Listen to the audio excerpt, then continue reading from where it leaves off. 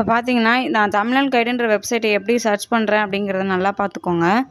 இப்போ நான் இதில தமிழன் கைடுன்னு மேலேயே வச்சுருக்கேன். ஆல்ரெடி சர்ச் பண்ணதுனால, ஃபஸ்ட்டு எடுத்ததும் அந்த வெப்சைட் எனக்கு ஓப்பன் ஆகிடும். நான் ரெகுலராக யூஸ் பண்ணுறதுனால.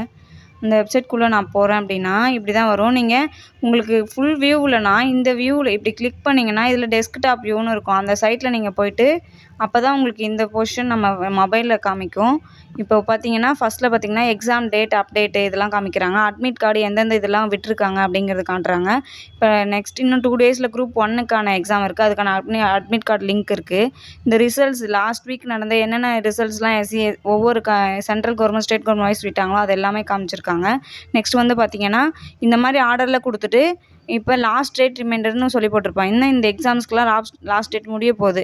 பிஎன்பி அப்படிங்கிறதுக்கான லாஸ்ட் டேட் இருக்குது. இந்தியன் பேங்க்கு ஒரு டிஎன்எம்ஆர்பிங்கிறது மெடிக்கல் ரெக்யர்மெண்ட் போர்டு. ஒவ்வொன்றுத்துக்குள்ளேயும் போய் லிங்க்கை நீங்கள் சர்ச் பண்ணி இப்போ நான் ஒரு எக்ஸாம்பிளுக்கு பார்த்தீங்க அப்படின்னா, எம்டிஎஸ்க்கு நான் உள்ளே போகிறேன். நான் எம்டிஎஸ்க்கு எம்சிஎல்க்கு எனக்கு ஏஜ் பார் ஆகிடுச்சின்னு சொல்லி சிஜிஎல் தான் பண்ணேன். இப்போ சிஜிஎல்க்குள்ளே நான் போனேன் அப்படின்னா, அதில் இத்தனை வேக்கன்சிஸ் இருக்குது. நம்ம அதை கிளிக் பண்ணிவிட்டு ஆடு ரிமூவ் பண்ணிவிட்டு இப்போ உள்ளே போனோம் அப்படின்னா, இதில் இந்த இதுக்கு பார்த்தீங்கன்னா, ஒவ்வொரு குரூப் வைஸ் என்னென்ன இப்போ ஏஜ் லிமிட்டு, அதனுடைய இது டிபார்ட்மெண்ட் நேமு, அதனுடைய பொசிஷன் நேமு எல்லாமே கொடுத்துருக்காங்க. இப்போ ஒவ்வொன்றுத்துக்குமே ஏஜ் லிமிட்டு, அந்த பொசிஷனோட நேமு, டிபார்ட்மெண்ட் வைஸு, எக்ஸாம் பியா சியா, இதில் குரூப் சிபி அப்படி தான் சொல்லுவாங்க நம்ம சென்ட்ரல் கவர்மெண்ட்டை பொறுத்த வரைக்கும். எல்லாமே போட்டுட்டு குவாலிஃபிகேஷன் இந்த ஆகஸ்ட் 2024 படி அந்த இதனுடைய வேல்யூ, எஜுகேஷன் குவாலிஃபிகேஷன், டிகிரின்னா என்ன டிகிரி, அது எக்ஸ்பீரியன்ஸ் இருக்கணுமா அப்படிங்கிறது எல்லாத்தையுமே இதில் மென்ஷன் பண்ணியிருப்பாங்க. ஏஜ் ரிலாக்ஸேஷன் பற்றினும் போட்டிருப்பாங்க. என்னென்ன அது எக்ஸாம் செலெக்ஷன் எப்படி இருக்குன்னா, computer based exam tier 1 tier 2 நடக்கும். அதில் பாஸ் பண்ணிட்டு மெரிட் லிஸ்ட் வரணும்னா டாக்குமெண்ட் வெரிஃபிகேஷன் இதெல்லாம் போட்டிருக்காங்க.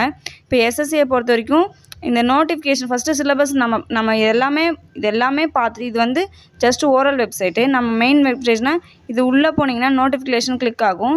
இந்த நோட்டிஃபிகேஷன் உள்ளே நீங்கள் போனீங்க அப்படின்னா நம்ம ஓப்பன் ஆகும் டாக்குமெண்ட்டு.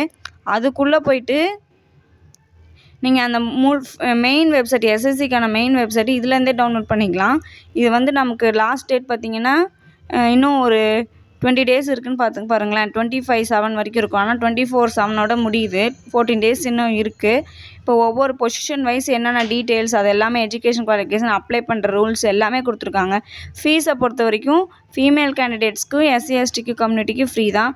மேலில் எஸ்சி எஸ்டி இல்லாதவங்களுக்கு ஃபீஸ் இருக்கும். சென்ட்ரல் கவர்மெண்ட்டை பொறுத்த வரைக்கும் எல்லா எக்ஸாமுக்குமே ஒரு நாலேஜ் அப்டேஷனுக்காகவாது கண்டிப்பாக இந்த மாதிரி ஃப்ரீ எக்ஸாம்ஸ்க்கு வர்றதையாவது ட்ரை பண்ணுங்கள். இது எல்லாமே கம்ப்யூட்டர் பேஸ்ட் எக்ஸாம் தான் இருக்கும். ஒரு நல்ல எக்ஸ்பீரியன்ஸ், ஒரு கம்ப்யூட்டர் பற்றின ஒரு நாலேஜ், இப்படிலாம் பண்ணுறாங்க, இப்படிலாம் நடக்குது அப்படிங்கிற ஒரு விஷயமாக நம்ம தெரிஞ்சுக்கலாம் அட்டன் பண்ண. தேங்க்யூ ஃபார் வாட்சிங்.